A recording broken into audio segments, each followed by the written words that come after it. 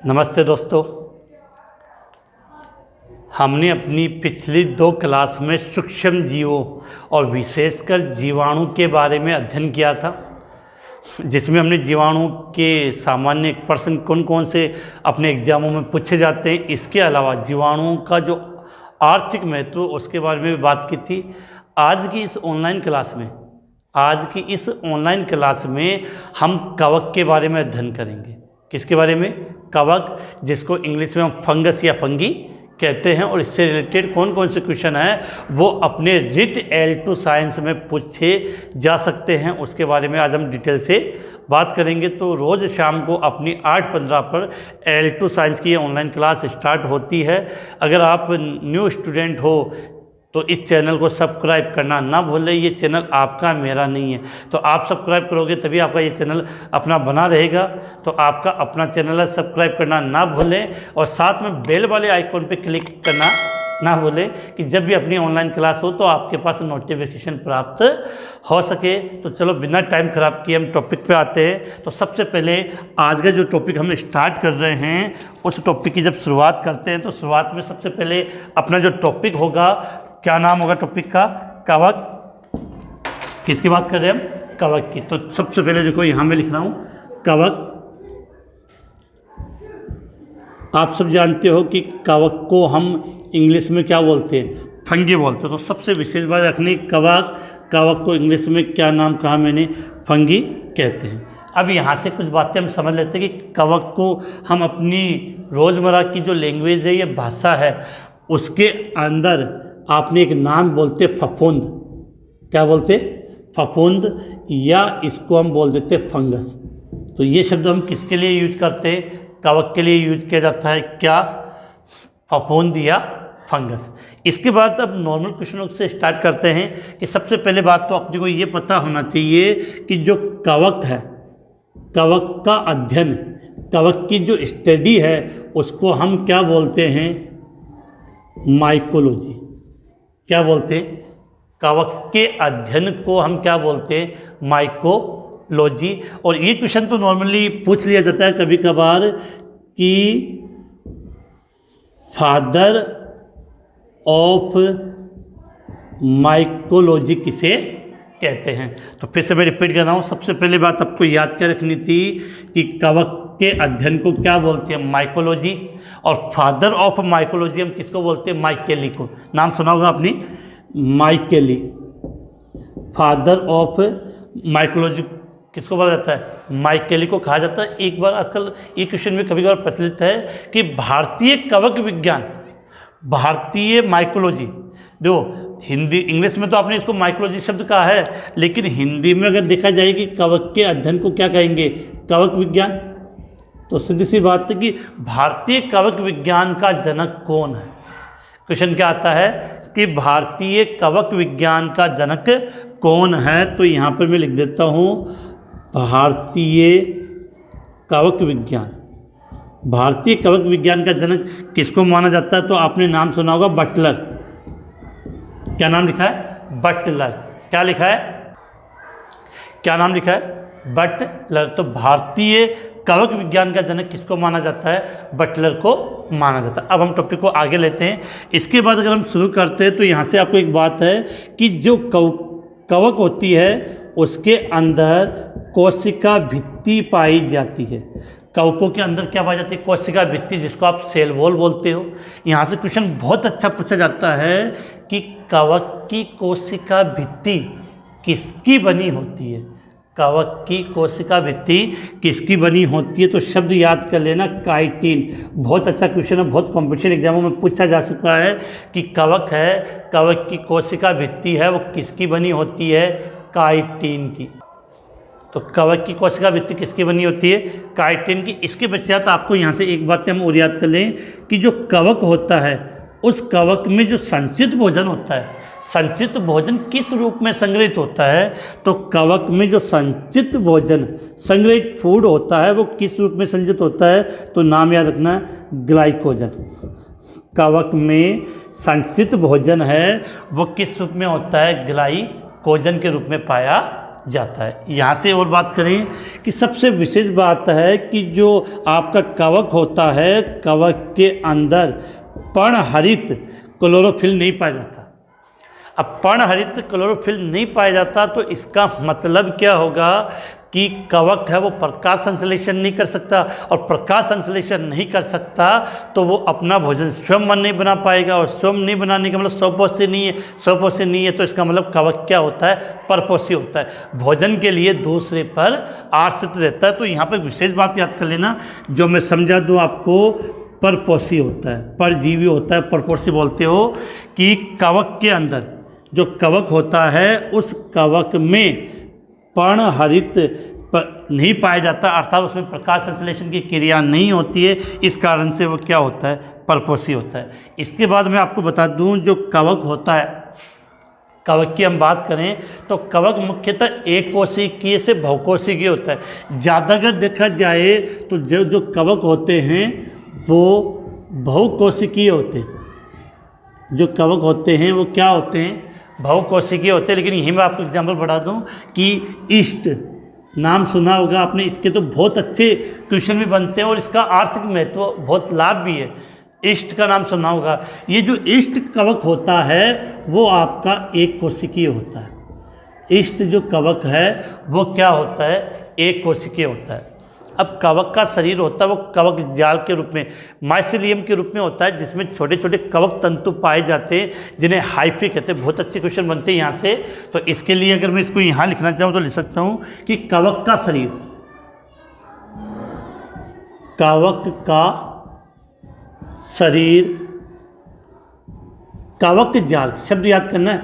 कवक का शरीर किससे बना होता है, कवक जाल से, जिसको हम माइसिलियम क्या बोलते हैं, इसको माइसिलियम।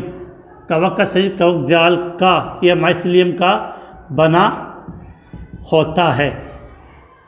कवक का शरीर किसका बना होता है, माइसिलियम का बना होता है, जिसमें बहुत सारे,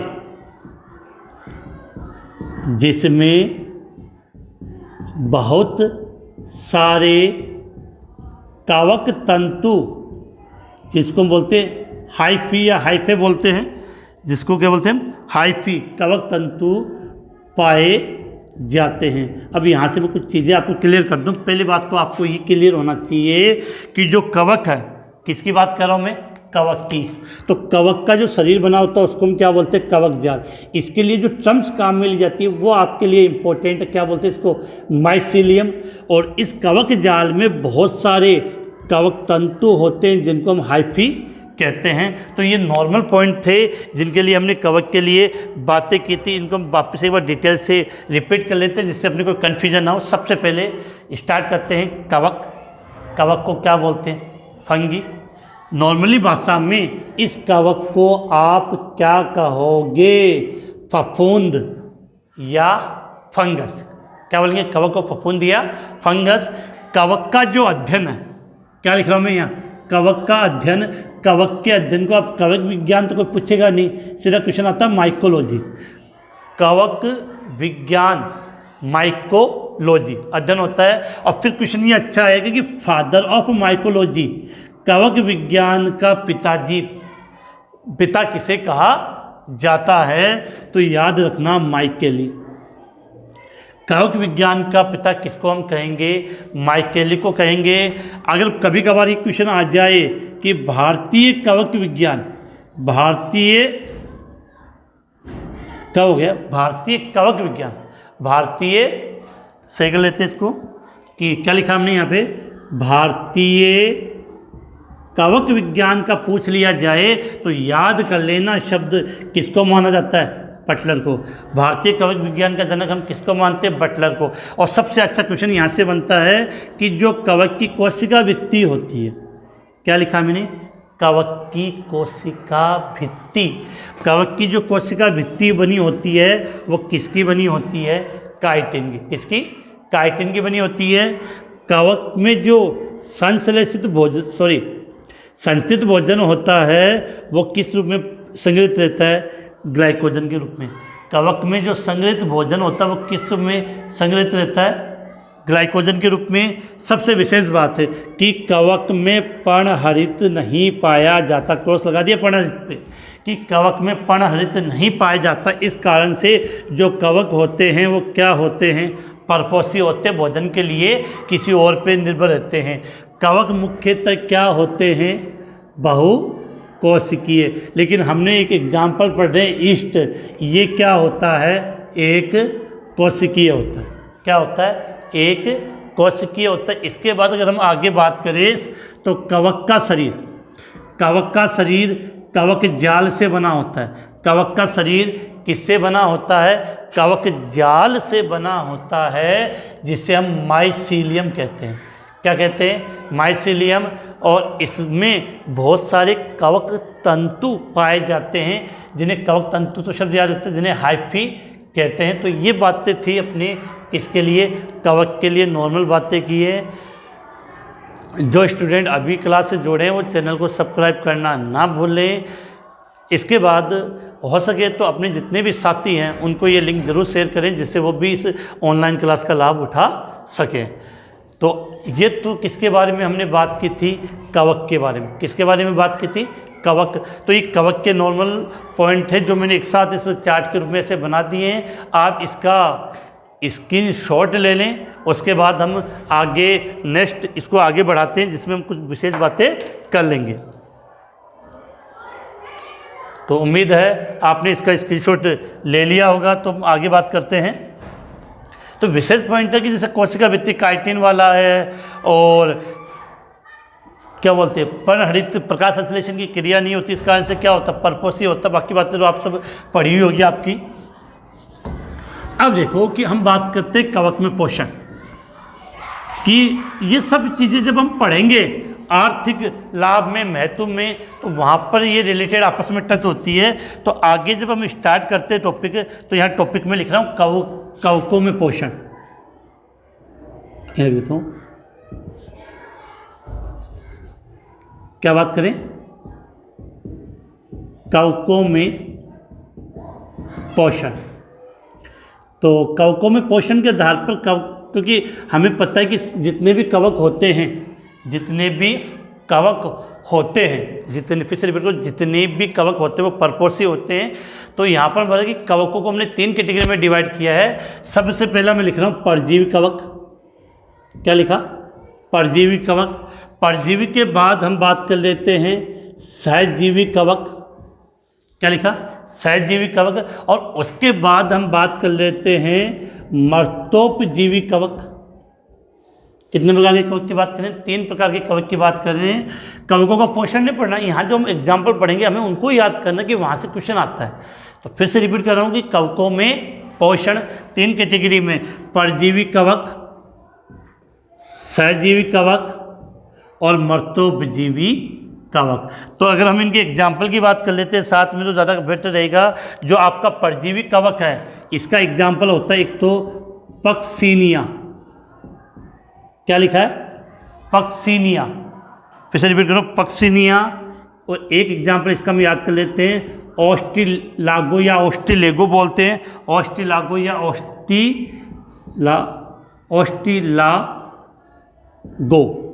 ये दोनों कैसे जीवी है, परजीवी का एग्जाम्पल एक बार तो बता दूं, आपने नाम सुना होगा कि सरसों का सफ़ेद कीट रोग।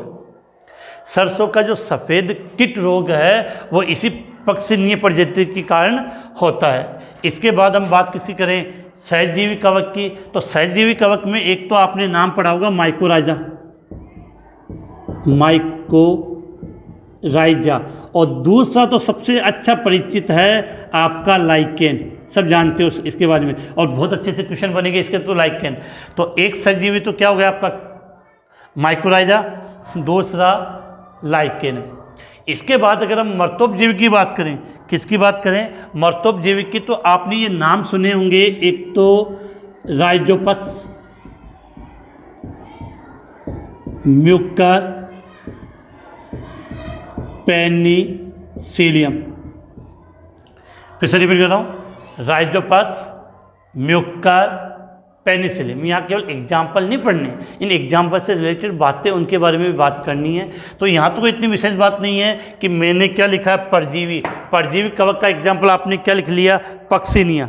क्या लिखा है, पक्सिनिया। और इससे गेहूँ का, सरसों का नहीं होता, गेहूँ का होता है। गेहूँ का कीटा रोग बोलते हैं, वो इससे होता है। और सरसों के लिए एल्बुगो काम में आता है। एल्बुगो जो कवक होता है उसकी बात होती है, तो वो चलो उसकी बात हम आगे करेंगे। तो परजीवी कवक के रूप में पक्सिनिया व ओस्टिलागो।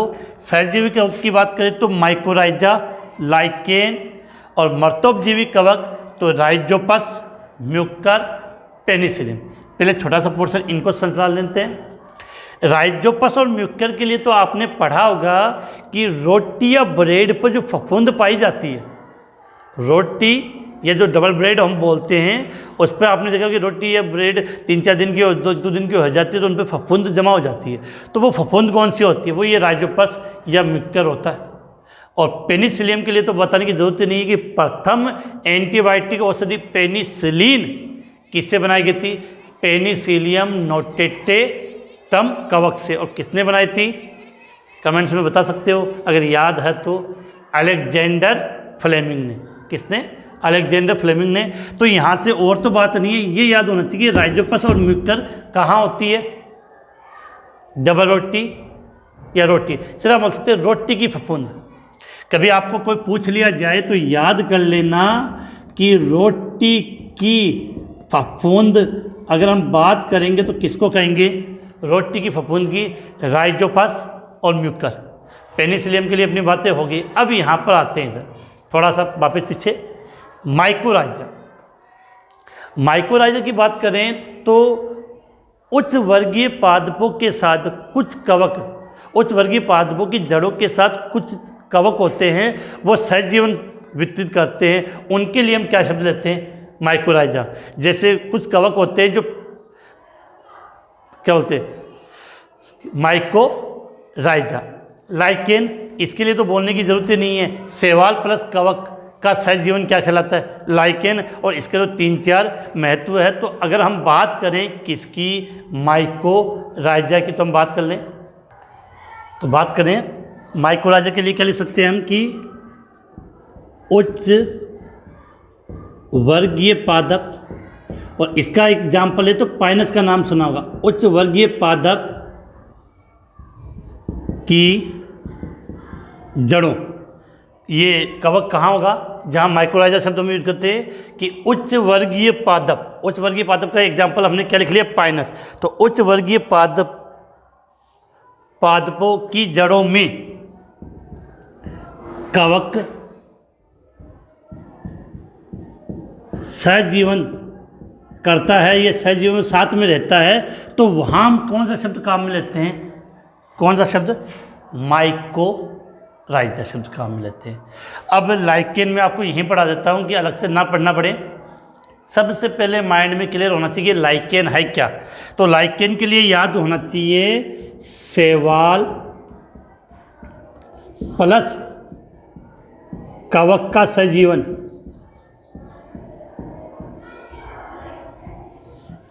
देखो क्या होता है कि शैवाल होता है वो प्रकाश संश्लेषण की क्रिया के द्वारा अपना भोजन बनाता है, और कवक उसको अन्य पोषण पदार्थ व जल उपलब्ध करवाता है।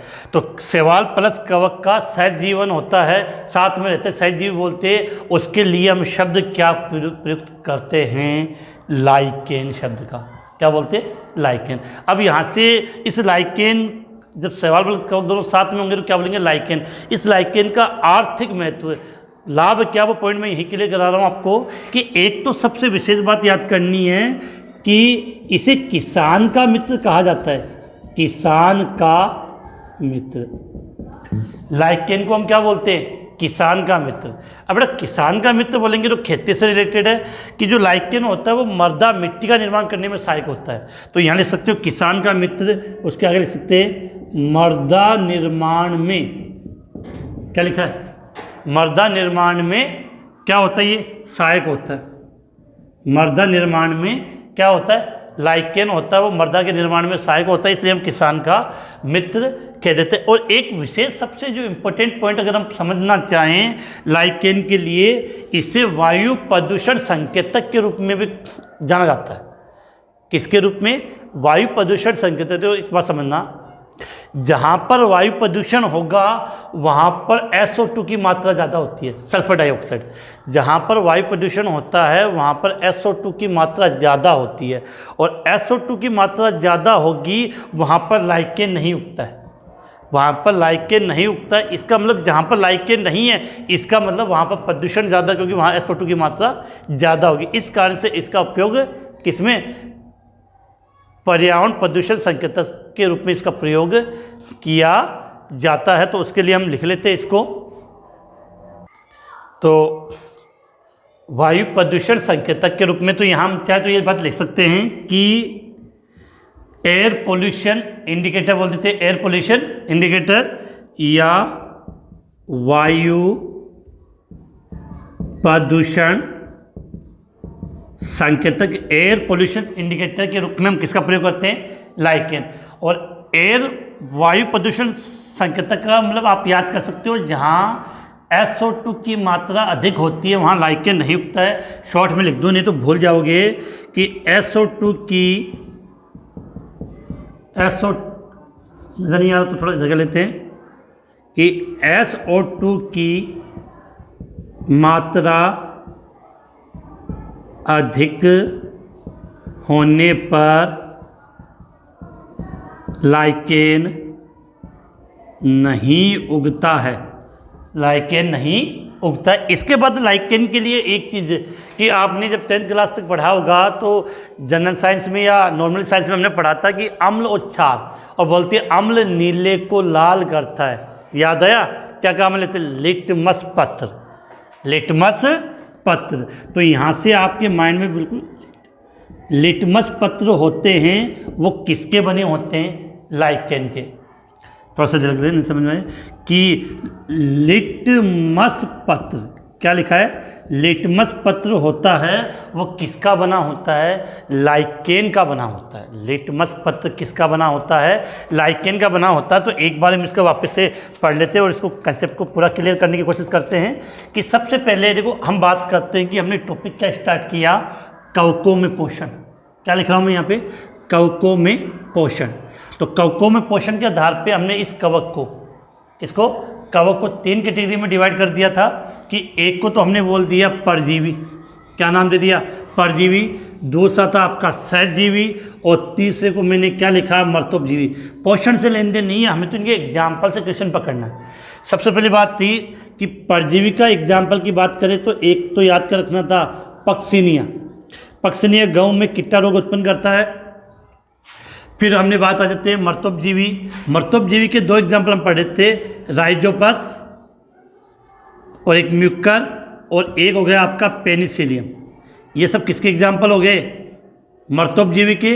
राइजोपस या म्यूकर के लिए हम एक विशेष शब्द क्या लेते हैं? रोटी की फफूंद। रोटी और ब्रेड पर जो फफूंद लगती है वो कौन सी होती है? राइजोपस म्यूकर होती है। तो फिर से रिपीट कर रहा हूँ, राइजोपस म्यूकर रोटी की फफूंद होती है, और मर्तोपजीवी का एक एग्जाम्पल और क्या? पेनिसिलियम। अब आता है विशेष।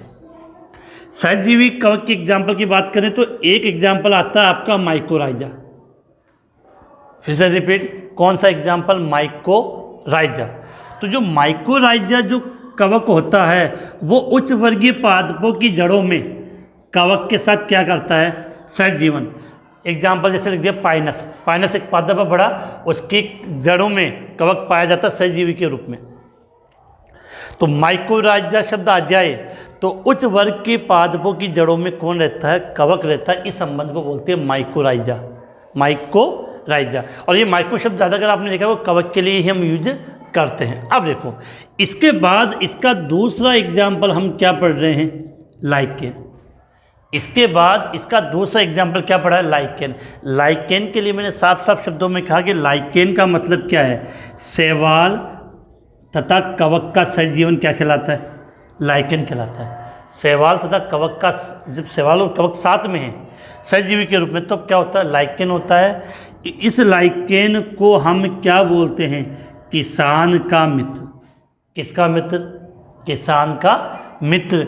और ये जो किसान है, किसान का मित्र क्यों होता है? क्योंकि ये मृदा निर्माण में सहायक होता है, मिट्टी के निर्माण में सहायक होता। सबसे अच्छा क्वेश्चन तो ये आता है कि लाइकेन को हम क्या बोलते हैं?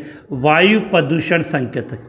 लाइकेन को क्या कहा जाता है? वायु प्रदूषण संकेतक कहा जाता है, क्योंकि जहाँ वायु प्रदूषण अधिक होता है वहाँ SO2 की मात्रा अधिक होगी, और जहाँ पर SO2 की मात्रा अधिक होगी वहाँ पर लाइकेन नहीं उगता है। इसके बाद अगर हम आगे बात करना चाहें तो लाइकेन है वो किसका बना होता है? लाइकेन से एक शब्द बनाते हैं हम, लिटमस पत्र। क्या बनाते हैं?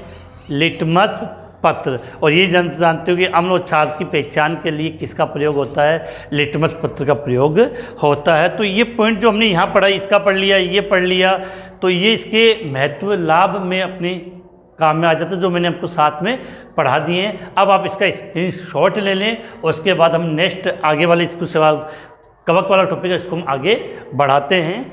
तो आप इसका स्क्रीनशॉट ले सकते हैं। इसके बाद अब हम इसको आगे बात करें तो मैं इसको मिटा देता हूं पहले। इसके बाद हम इसके उपयोग की बात कर लेंगे, कौन कौन से जिसके लिए अपने क्वेश्चन अच्छे बनते हैं।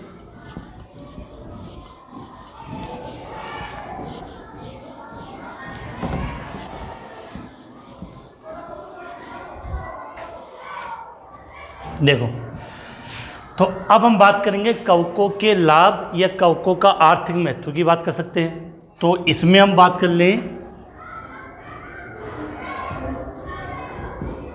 कवकों से लाभ। तो कवकों से लाभ की बात करें तो लाभ में तो बहुत सारे कवक पढ़ेंगे। सबसे इंपॉर्टेंट कवक जो अपने काम में आता है उसके लिए मैं यहाँ लिख देता हूँ ईस्ट। अभी मैंने बात की थी, क्या लिखा है? ईस्ट लिखा, थोड़ा जल्दी लिख लेते हैं कि अपने 6 बजे ईस्ट। अब इससे रिलेटेड क्या होते हैं उन क्वेश्चनों की हम बात कर लेते हैं, जिससे थोड़ा और कंफर्टेबल अपने लिए समझ में आ जाए।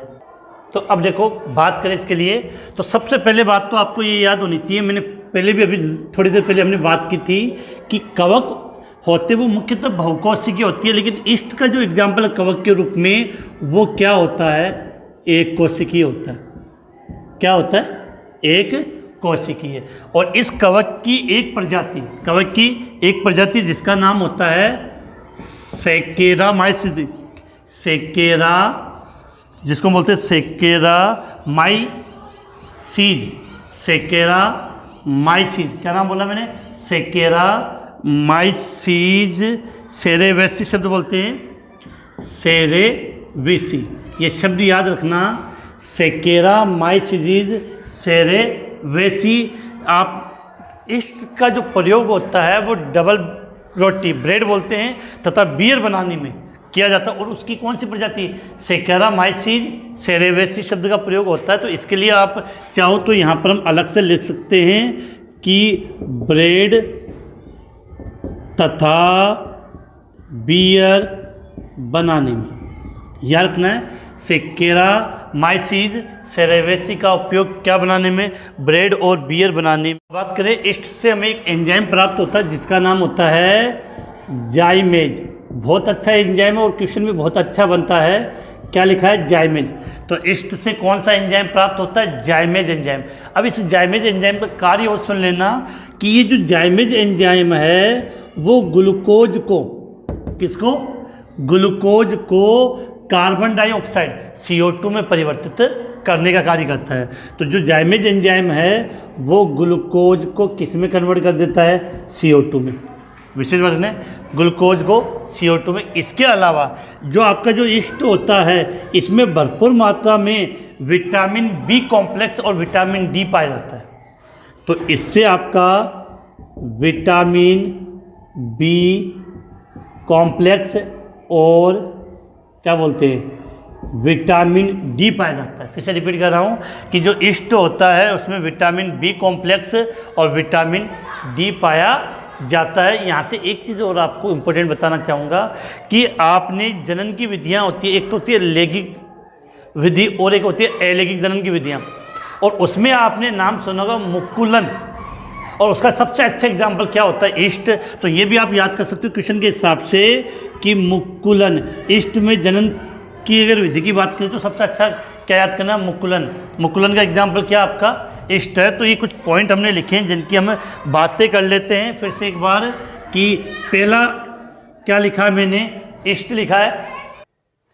तो बात कर लें, सबसे पहली बात तो आपको याद क्या रखनी है, इष्ट के लाभ की बात करें, कवकों के लाभ की बात करें तो इष्ट है वो कैसा कवक होता है, एक कोशिकीय। इष्ट कैसा कवक है, एक कोशिकीय। और इसके लिए एक विशेष इसकी प्रजाति है जिसका नाम सेकेरामाइसीज सेरेवेसी, उच्चारण में 19-20 हो सकता है, सेकेरामाइसीज सेरेवेसी, जिसका उपयोग ब्रेड और बियर बनाने में किया जाता है। ब्रेड और बियर बनाने में इसका उपयोग किया जाता है। इसके अलावा इस इष्ट से एक एंजाइम प्राप्त होता है, उस एंजाइम को हम क्या बोलते हैं, जाइमेज एंजाइम। कौन सा एंजाइम, जाइमेज एंजाइम। और ये जो जाइमेज एंजाइम है वो ग्लूकोज को, किसको, ग्लूकोज को CO2 में परिवर्तित कर देता है।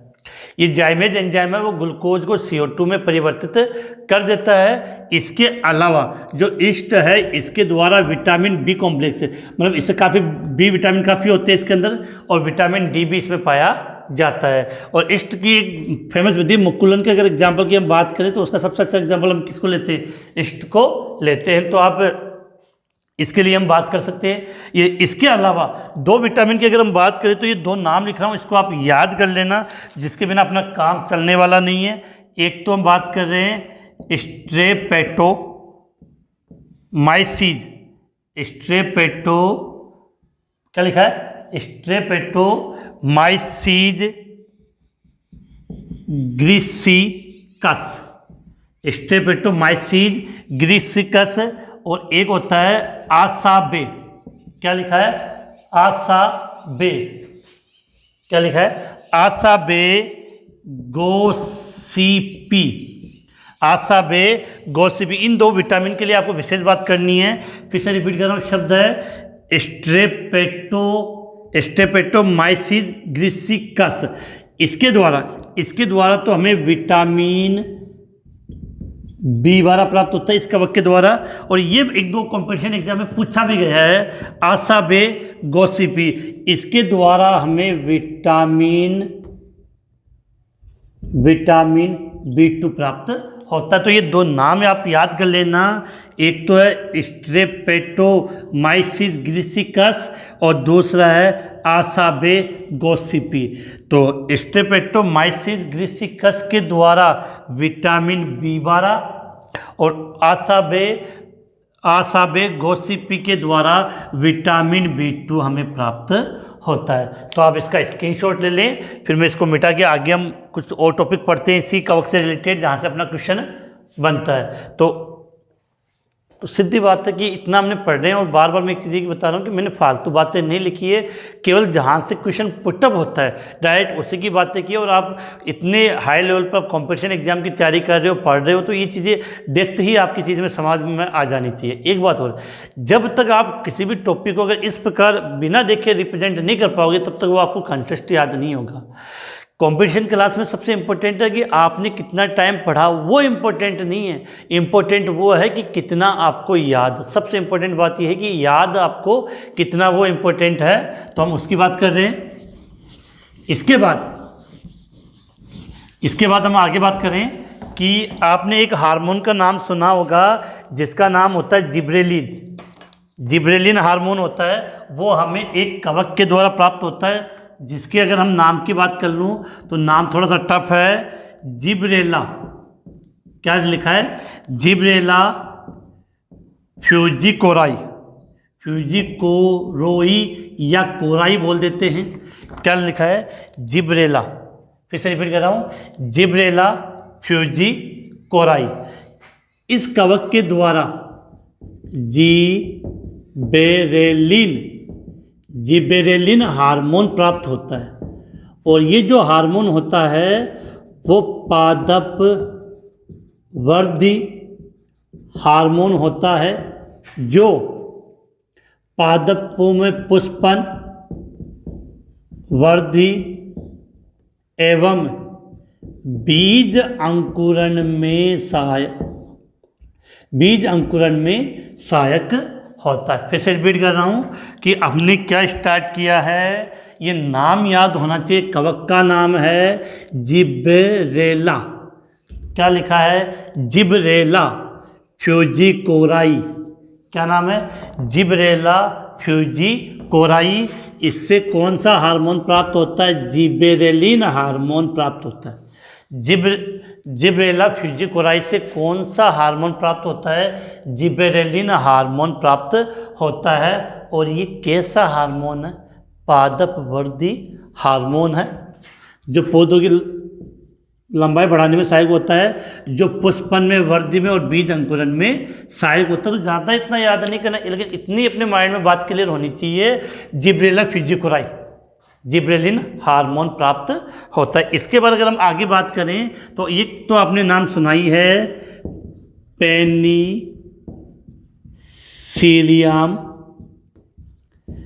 नोटेटम कवक।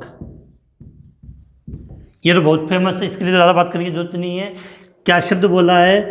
पेनिसिलियम नोटेटम कवक। पेनिसिलियम नोटेटम कवक, इससे हमने क्या बनाया था? प्रथम एंटीबायोटिक औषधि। प्रथम एंटीबायोटिक औषधि क्या नाम था? पेनिसिलिन। इसी के नाम से मिलता जुलता नाम दे दिया। क्या नाम दिया? पेनिसिलिन। ये आप जानते हो ये क्या होती है? प्रथम एंटीबायोटिक औषधि थी। फिर से रिपीट कर रहा हूँ, क्या लिखा है? पेनिसिलियम नोटेटम कवक से कौन सी औषधि बनाई गई? पेनिसिलिन। क्या है? प्रथम एंटीबायोटिक है। और ये बनाई किसने थी? बहुत फेमस है, अभी मैंने क्लास शुरुआत में भी बात की थी, अलेक्जेंडर फ्लेमिंग ने। अलेक्जेंडर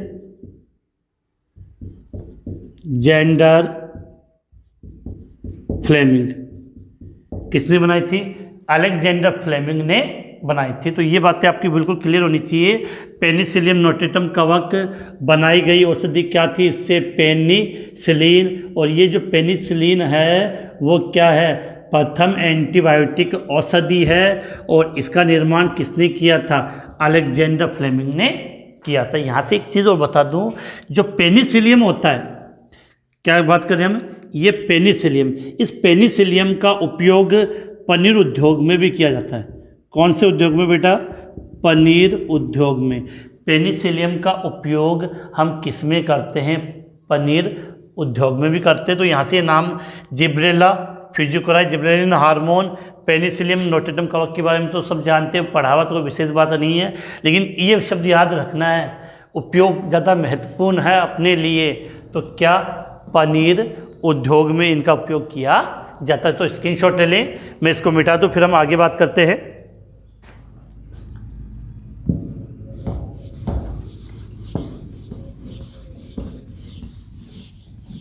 इसके बाद अगर हम आगे बात करें तो एक आपने नाम सुना होगा मशरूम, जिसको हम छत्रक बोलते हैं, उसका हम भोजन के रूप में प्रयोग करते हैं। लिख दूं यहाँ पे, क्या? छत्रक, जिसको हम क्या बोलते हैं? मशरूम। इसका प्रयोग तो हम किस रूप में करते हैं? भोजन के रूप में। क्या लिखा है? छत्रक या मशरूम, इसका उपयोग हम किस रूप में करेंगे? भोजन के रूप में। अब यहाँ पर मैं एक कवक का नाम लिख रहा हूँ, अगर नाम सुना हो तो न्यूरोस्पोरा या स्पोरो बोल देते हैं। क्या नाम लिखा मैंने? न्यूरोस्पोरा कवक। फिर से रिपीट कर रहा हूँ, शब्द है न्यूरोस्पोरा कवक।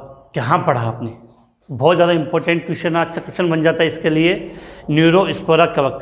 आपने एक नाम सुना होगा ड्रोसोफिला, पादप है। इसे कवक जगत का ड्रोसोफिला कहा जाता है। अगर आपको याद हो तो पादपों में जितने भी एक्सपेरिमेंट किए गए थे वो ड्रोसोफिला पादप पे किए गए थे अधिकांश है। उसी प्रकार कवकों पे जो रिसर्च की गई थी ज़्यादा, अगर वो किस पे की गई थी? न्यूरोस्पोरा कवक पे। और आपने एक सिद्धांत सुना होगा, एक एंजाइम एक जीन एक एंजाइम सिद्धांत। एक जीन एक एंजाइम सिद्धांत जो बेटल तथा टेटम ने दी थी, टेटम या टिटम ने दी थी, वो किस पर अध्ययन किया था? न्यूरोस्पोरा कवक पर। तो इसके लिए हम बात कर लेते हैं कि सबसे पहले बात तो इसको हम क्या बोलते हैं?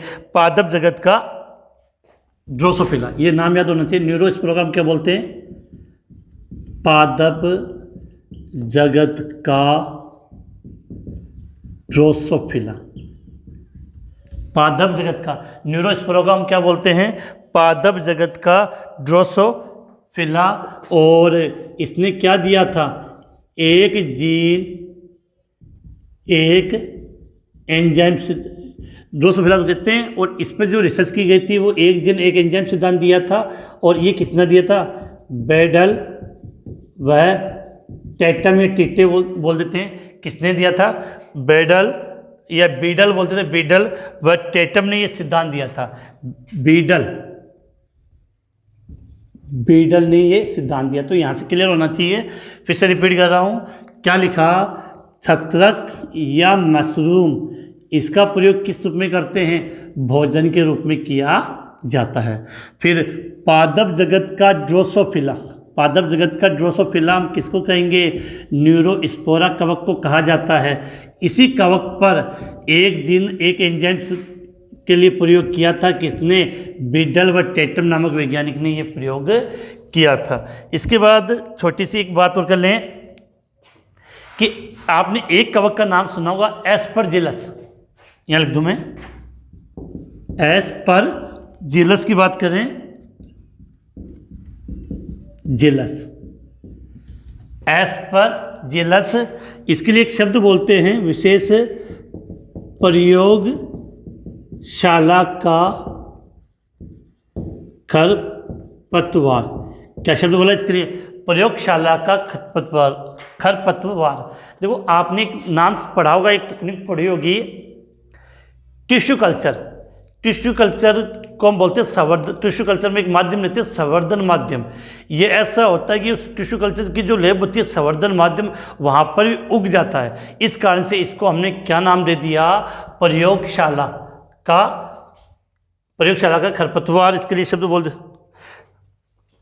तो क्यों नाम दिया? क्योंकि ये संवर्धन माध्यम को भी संक्रमित कर, ये संवर्धन माध्यम को भी संक्रमित कर देता। तो याद करना है, एस्परजिलस, क्या लिखा है? एस्परजिलस। तो एस्परजिलस को हम क्या बोलते हैं?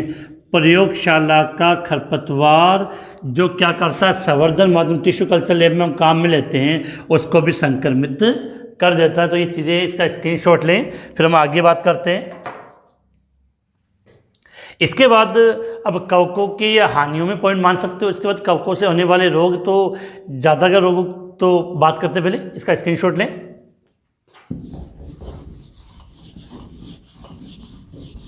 अब देखो, यहाँ से समझने की बात करें तो पहले मैं जो कवकों से पादपों में भी काफ़ी रोग होते हैं, उन रोग के लिए कुछ महत्वपूर्ण पॉइंट की बात कर लूँ, जहाँ से अपना कन्फ्यूजन ना हो। एक तो गेहूं का काला कीटा रोग, क्या लिखा है?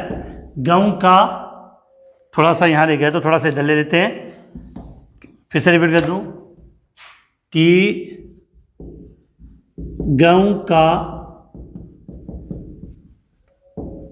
काला कीटा रोग एक सरसों में होता है, लेकिन वो सफ़ेद होता है। सरसों का सफ़ेद कीटा रोग और आलू में अंगमारी रोग, नाम सुने होंगे आपने, आलू में अंगमारी रोग। तो पहली बात तो आपके माइंड में ये क्लियर होना चाहिए, ये जो रोग है वो किसके कारण होते हैं? कवक के कारण। गेहूं का काला कीटा रोग, सरसों का सफ़ेद कीटा रोग और आलू में जो अंगमारी रोग होते हैं वो किसके द्वारा होते हैं? कवक में होने। क्योंकि बहुत बार क्वेश्चन इस प्रकार से आ जाता है कि कवक में होने, कौन सा रोग कवक के द्वारा होता है? तो 3 रोग फेमस रोग है जो मैंने लिखे हैं, और इसके लिए तो मैंने अभी क्लास में पहले बात हुई थी, पक्सिनिया। इसका कारक क्या होता है? पक्सिनिया नामक प्रजाति होती है। गेहूं का काला कीटा रोग कवक की कौन सी प्रजाति का पक्सिनी प्रजाति होती है। और सरसों वाला भी थोड़ा एक इम्पोर्टेंट है, आपने नाम सुना होगा एल्ब्यूगो। एल्ब्यूगो ये सरसों की पत्ती होती है, उस पर सफ़ेद सफ़ेद धागे धब्बे बना देती है। एल्ब्यूगो पत्ती पर इफेक्ट करता है, सरसों की पत्ती पर इफेक्ट करता है।